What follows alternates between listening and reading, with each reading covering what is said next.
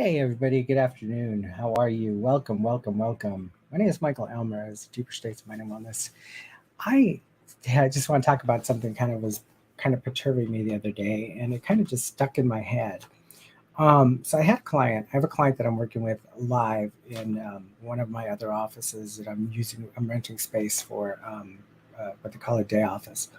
And the reason that we did that was because I felt it was very important for me to connect with this woman and to be able to really go in and create what we call anchors, where I have to touch them and cause a new stimulation for the anchor to trigger in the brain. So I was doing that. And the interesting thing was that afterwards, I used to have offices here in this building. Afterwards, I came out and a therapist that's there, a hypnotist that's there, said, how you been doing? You look good. You look great, blah, blah, blah, and proceeded to tell me that he had been doing single sessions with everybody now. Since COVID, he no longer sees multiple people multiple times. It's only a single session. And I wanted to kind of talk about that topic today and kind of dive in a little deeper in that topic. Um, I know that there are hypnotists out there. There are people out there who do single sessions.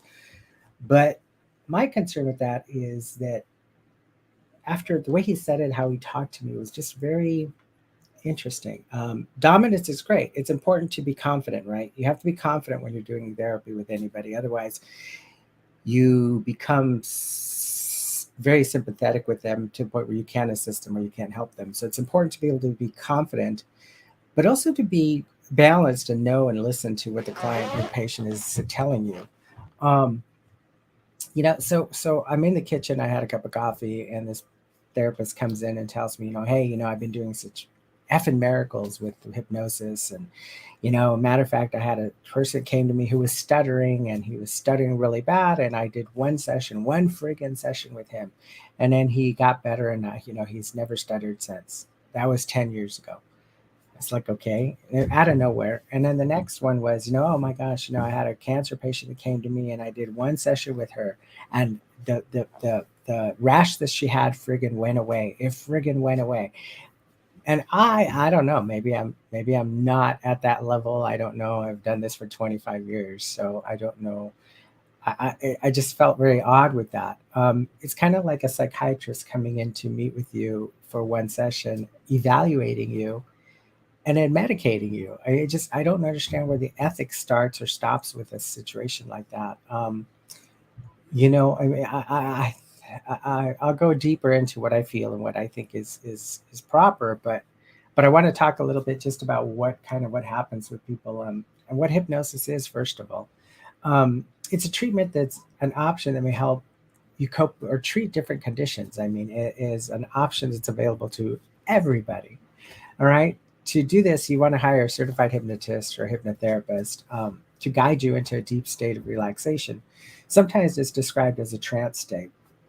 And the interesting thing is, I forgot to tell you guys, if you guys want a message, if you guys want to leave comments and stuff, I have it scrolling on the bottom. But to show the comments, do me a favor, go over to streamyard.com/Facebook, and then it'll acknowledge that you're in the room, and it'll let you participate. All right. So let me get in here so I can see you guys' comments for some of you who are joining me. Perfect. If you guys want to comment, you're more than welcome to. I will address any questions you guys have. But hypnosis is a process where, the hypnotist or the hypnotherapist, and I'll tell you a little bit what the difference is between hypnosis and therapy, but the hypnotist will guide the client into a deep state of relaxation. Um, and the process doing that, the process of doing that is separate the conscious and the unconscious and remove what we call the critical factor filter. Critical factor filter is something that actually conditions us based on our moral belief system or our accuracy of a system that believes what's true to us, right? So, for instance, if you're touching the brain, if you get that removed and you're getting in and you're touching the brain at the unconscious level, and you're giving it positive effects or positive thoughts, it's going to hear those, because our unconscious mind never sleeps. It's always awake. You got to think about it this way. So your unconscious mind's always awake because at night you don't die, right? You're not going into hibernation. At night, your body's slowing down, everything's just kind of relaxing. And as it relaxes, you're going into this deep meditative state. We go into what we call homeostasis. The outside of the body tries to meet the inside the body tries to meet the outside of the body. So it tries to find this symbiotic balance. So what happens is the inside and the outside starts to heal. That's why, sometimes you get a cut in your mouth. And then by morning, it's already starting to clear up some. The reason is, or sometimes it's completely gone, right? Or you eat pizza. That's the biggest one. You eat pizza and, it burns the roof of your mouth. And then it leaves you that blister. Well, in the morning, by morning time overnight, it's almost kind of healing and gone. And the interesting part of that is because you're going to the homeostasis state. So the hypnotist is going to get you into that area and he's going to work on opening to create therapeutic change and improvement. Trance-like experiences are all that are uncommon. If you ever zoned out, I guess, like, so let's say you're driving along, right, and you kind of zone out. You don't remember that you were at point A, point B, but you just zone out, and you get there and you're like, oh my gosh, I'm already here. Well, that's trance state. So we're in trance state all the time. It's not a phenomenon that happens. It's something that happens all the time. Why? Now the results can be a phenomenon because sometimes we don't know why results happen. All right. um, So I want to give you the definition of what hypnosis and hypnotherapy are because a lot of people ask that. A lot of people do not know the difference to that. So, and I've heard practitioners, I've heard people that I respect and look up to tell me that it's the same, and it's not the same. I mean, it's kind of yes and no, I guess. Hypnosis is a tool that can be used for therapeutic treatment. Hypnotherapy is the use of the tool, right? So using the tool is hypnotherapy. Hypnotherapeutic treatments are being done by hypnosis. So to put it in another way, I guess, try to help you guys understand that a little bit better, is hypnosis is to hypnotherapy what dogs are to animal therapy, right? So it's conjunction with, but it's not the same thing. It kind of is, but it really isn't because one is the action of doing it, the other one is a process of using it. It's the tool, right? So, you know, let's talk about other therapists that are out there. I mean, and I hope there are some marriage and family therapists that watch this and some MFTs and psychotherapists that watch this and give me some input on this. You guys have a foundation, you have an organization, which is huge, and you guys are able to intermix with each other, ask questions of each other. You have colleagues that, you're exchanging information. I've always had that because I studied in a different way. I mean, I studied through different schools. I kept in touch with people, educators that I became friends with. I became members of two of the boards, the American Board of Hypnotherapy, International Hypnosis Federation Board. I've stayed active in everything that I participated in. And the purpose of that was because I wanted to make sure that I always had these resources. I always had these understandings of what new therapy was coming along, what it was that I needed to do. And it was really important for me to be versed in what I do. And it still is. I don't think education should ever stop. If it stops, then you become complacent. And I'll tell you, there's some hypnotists that I have seen that do the same induction every single time. And it's okay if it's working for you, great. Work it, baby, make it happen because we're here to make change for people, right? We're here to help people make change, and that's what we're here for. So I don't really care how you get to that point. What I have a little issue with is the one single sessions because marriage and family therapists and psychiatrists don't do a single session. They do an evaluation first, understand the root of the situation, understand where the situation is coming from. When did it start? Is it something that started from childhood all the way until today? Or is it something that started in that moment of time that you ran into that car and you totaled your car and that panic sensation started has driven with you since May of 2020, no, 2021, right? So we need to know the history of the client. I don't believe, and this therapist said he did do an hour and a half session, so I'll give him that 30 minutes extra. But I mean, I just don't know how you can come up and find out somebody's history like that and then come in and change that. If there's a psychotherapist or an MFT available that can give me input on this, please DM me or even leave it in the comments. It's fine. Let's make it an open discussion because maybe I'm wrong. Maybe I'm completely wrong. Maybe I should be doing one session programs only and never contacting the client again because I asked him, I said, so what is your outcome? How do you know if you've had success? Oh, well, hell, if they're going to call me back, then I know that it did work for them. But if I don't hear from them, then I suggest to myself that I've done what had to be done and they've gotten what they needed from me. I find that so unethical. How can you do something like that? How can you go into somebody's mind, right? We're going to go in their mind in one session. We're going to evaluate them. We're going to find out where the history is. We're going to find out when this started. Why did it happen? What's going on with it? Then we're going to do an evaluation to try to find out, how do we separate that? How do we switch? How do we cause a switch, right? How do we find what is our leverage point in order to get this person to change? So I'm going to tell you a little story about a client I have right now who was going through really massive depression. I mean, massive, massive depression, and to the point where she just, her mouth would open, her eyes would close, and she just couldn't breathe. And she was just massive panic attacks. And the interesting thing is that there's some OCD happening in here, and there's also some.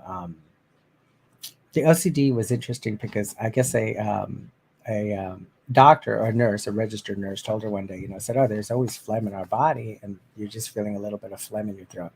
Well, that created this induction process in her head, right? Hypnotized her. That every time now she feels this little feeling, she has to clear it out, and I went to the core root of that, and the core root of it was childhood. So we had to deal with that. And that's not going to, there's no way in hell that's going to be a one session program for me.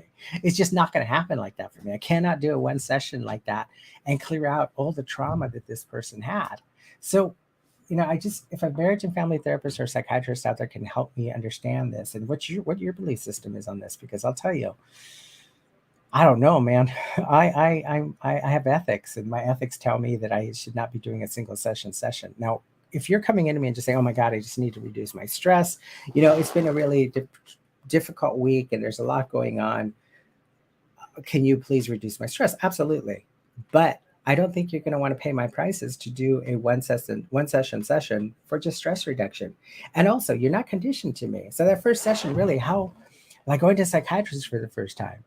You go to a psychiatrist and he starts talking to you, or she starts talking to you, and then she's going to prescribe you 5 different drugs in that 15 minutes or 30 minutes that she saw you.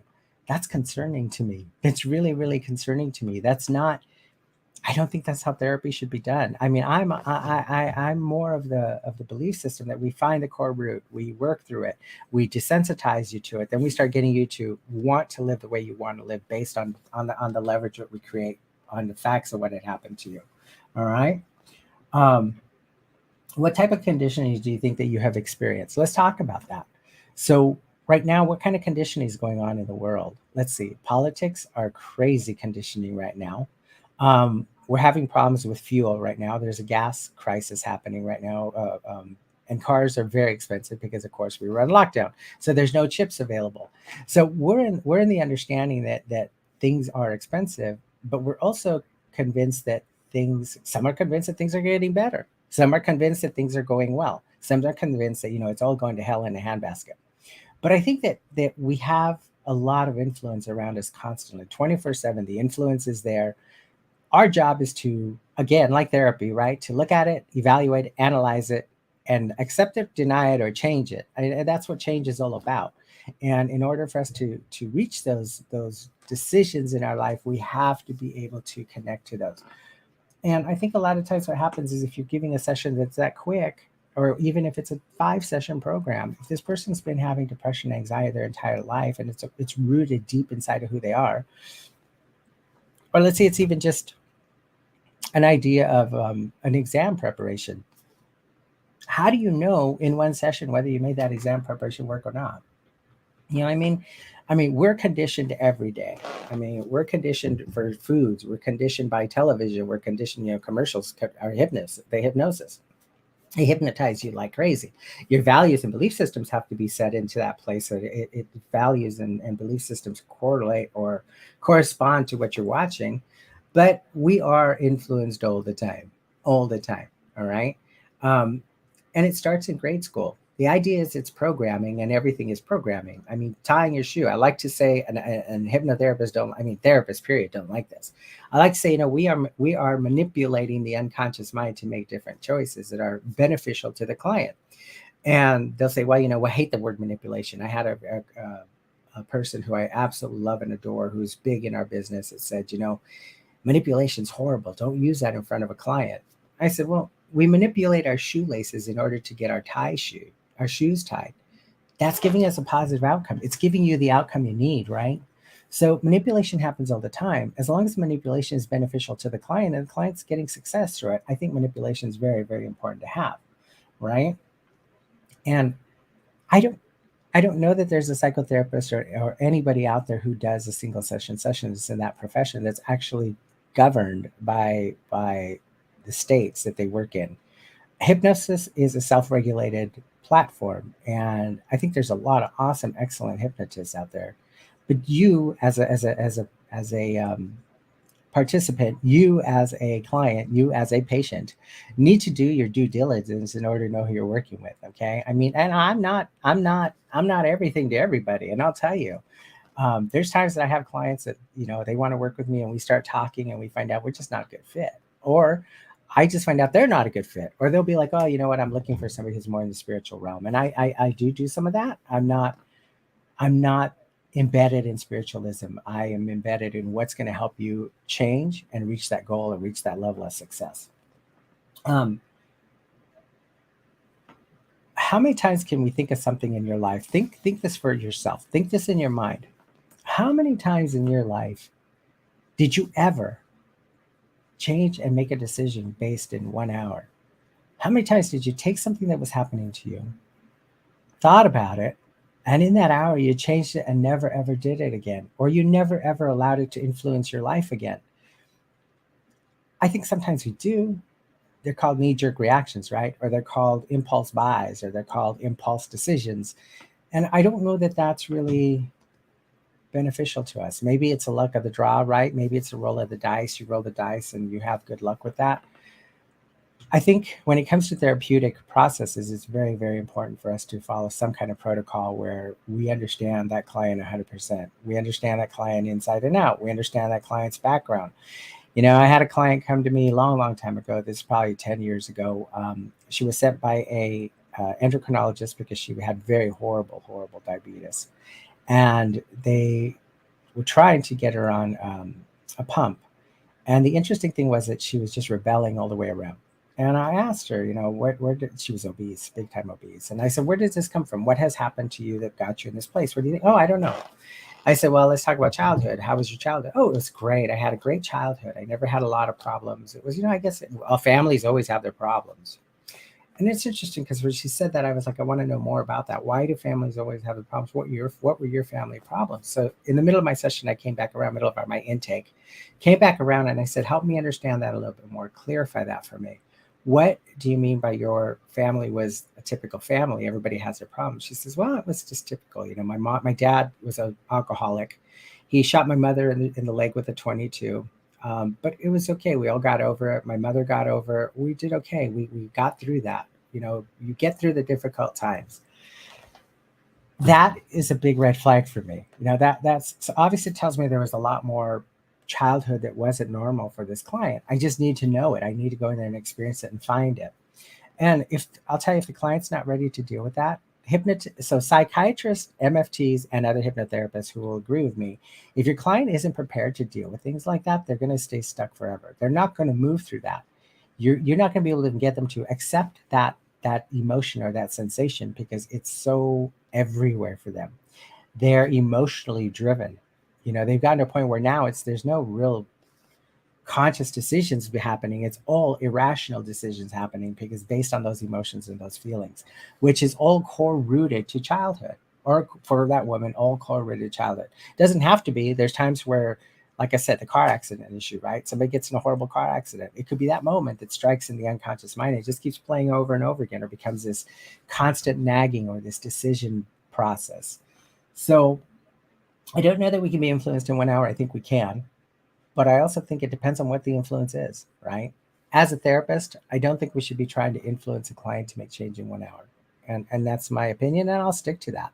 I see it. I have a 10-session program, a 20-session program. If they want to work with me with those, great. If they don't, hey, there's a lot of people out there that do therapy. Find somebody who works for you. Find somebody who loves you, who will work with you unconditionally. Because I'll tell you, and this is why when I teach my hypnotists how to do hypnotherapy, I tell them, look, if you right away have negative feelings towards that client, or you just don't like that client, if you can't help them, refer them out. Do not take a client that you don't want to work with, because it can be grueling for both of you. A long, boring, grueling process. Hypnosis is awesome. Makes huge changes in people's lives. Made huge changes in my life. But do your due diligence. Do your research. Find the right therapist for you. I think that sessions can work with stress reduction. Sessions can work with people that are just trying to get a little bit more clarity in their mind, or just kind of wanting to feel good? Or can you do a pain reduction? Can you do a rapid induction for pain? Absolutely.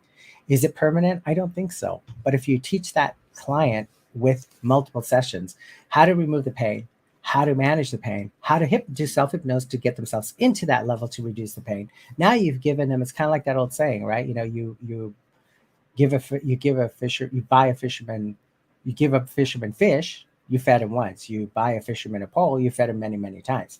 So giving a client self-hypnosis is crucial, because then they can walk away from you. And that's the last thing I want, is a client coming to me for the next 20 years. And psychology is very different, because usually they don't know what the hell's going on. They don't know where this is stemming from. They don't understand why this issue is coming into their lives. Now, if they know, and they tell me that car accident happened, and ever since then this has been happening, then we know the core of the issue, right? That makes it fairly simple. But a lot of times they just don't know. And in order for them to find that, they have to go internal, and they have to really work through that. So I would say that I'm going up, and I'm going to probably go into a half hour on this show, and that's okay. I'm not going to keep these. I'm going to try to keep these down to 30 minutes. I see people are coming in on YouTube, you guys. I don't know what's going on. I think the platform I'm using has blocked out YouTube messages for some weird reason. I'll figure that out hopefully by next Friday.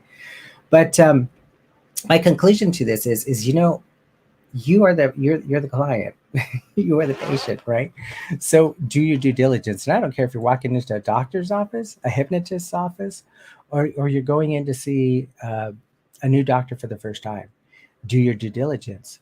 Where are you from? I mean, we do this when we look for a doctor, right? I mean, I belong to Kaiser, and they must have thousands and thousands upon thousands of doctors here in the Los Angeles area. The thing is that I do a lot of due diligence. I want to know where they're from, what's their education, how do they work, right? What are they medication driven? Is it an endocrinologist that's going to medicate me to death? Is it a heart doctor that's going to medicate me to death? Or we can do things initially to work on reducing weight, reducing, heart palpitations, calming the body, calming the mind, getting the stress levels down, everything that needs to be done with that issue that's happening. I want to know how this doctor or how this person is going to get me from point A to point B. So in my conclusion of this, I would say, do your due diligence. You are responsible for yourself. And if any of you want to book a strategy call with me, you're more than welcome to. I will give you, let me see if I can create a link real quick for you guys. I'll set up a link for you guys, and I'll tell you that my strategy calls are not free. I just don't, I think that, and the reason is because people that show up for a strategy call are vested.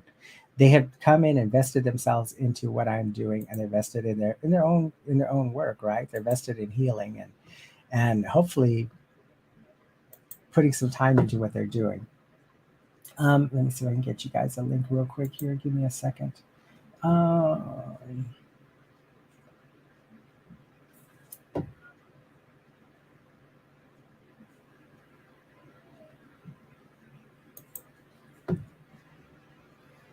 Okay.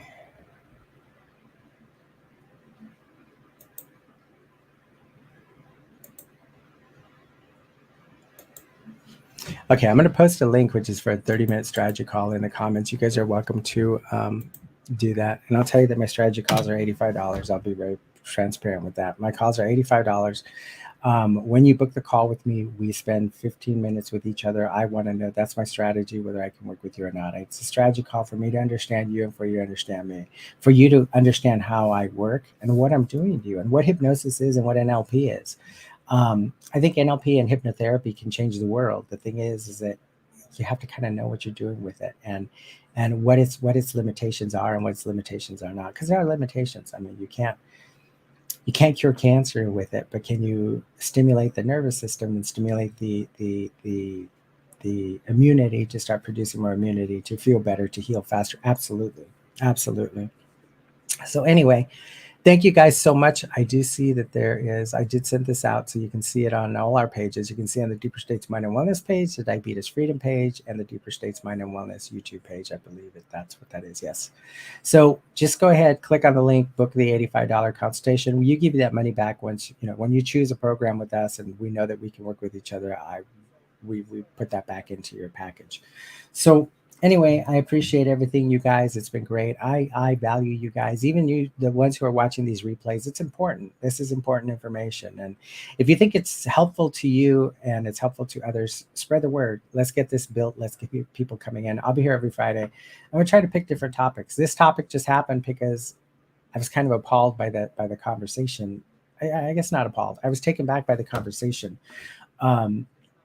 And I felt like it needed more of an explanation to understand it a little bit better. And for you, as clients, as patients, as seeking help by a hypnotist, need to understand that you have to do your due diligence, right?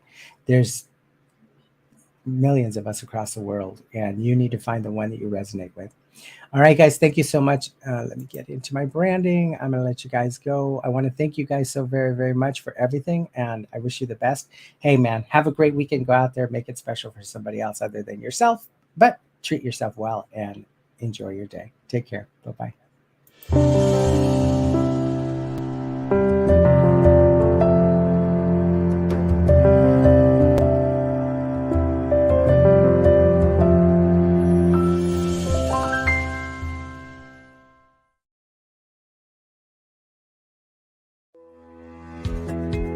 I think these videos are brilliant, and I'm sure you will like them too.